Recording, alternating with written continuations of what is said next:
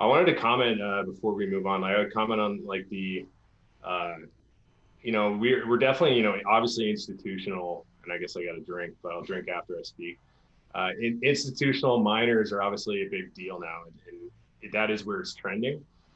I don't know what you guys think. Maybe this is something we can talk about later, but I think this is a necessary phase of Bitcoin's growth, I guess. Like, I would almost consider the early phase, like the first decade was almost the discovery phase. It was before hardware was commoditized, before like, all the low hanging fruit energy sources are like slowly getting picked off.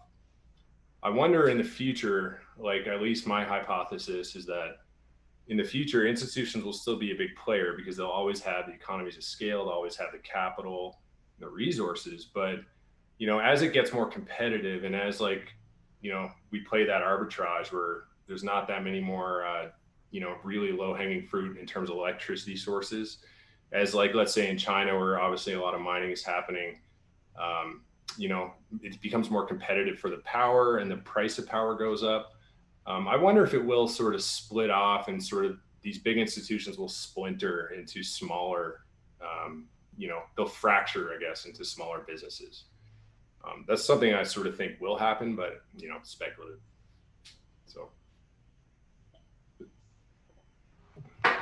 Uh, I like to have some comment about it. So I think this year compared to last year is a little different about mining because I see that the new money is going into the mining from out of China. So especially for the North America, which I think is a high potential mining market from this year, I think. And BCG is actually a giant of in this mining industry. And actually, MicroBT has been working with DCG for a while now, and we are happy to be partner with them. Yeah, And Blockstream. yeah, yeah. I never see much about Blockstream in the news anymore. I'm very disappointed. I want more releases about Blockstream, more news. They've had Yes. not good news. They were giving Samson a hard time. The Twitter mob. Everyone gives Samson a hard time.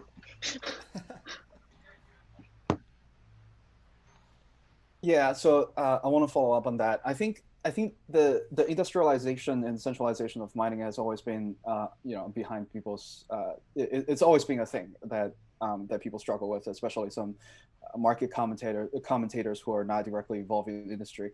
I think just given how any physical production based commodity, this kind of centralization is I mean centralization in terms of operation is inevitable, right? Hardware is just much easier to manage when you have everything in one place.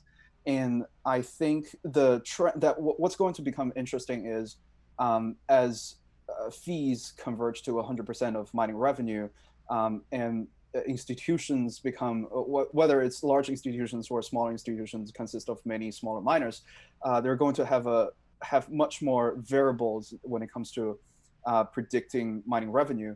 So does it mean that only larger institutions that have a bigger pocket will be able to weather that kind of uncertainty, or there will be more tools that help mining companies to offset some of their risks, or in the form of packaging up their hash rate and sell it to a popular market, or in some way that's more advanced, or to be UDA's hash rate forwards, so that the actual physical operation that produces hash, and the people who actually receive the economic produce from the hash rate are two different groups of people.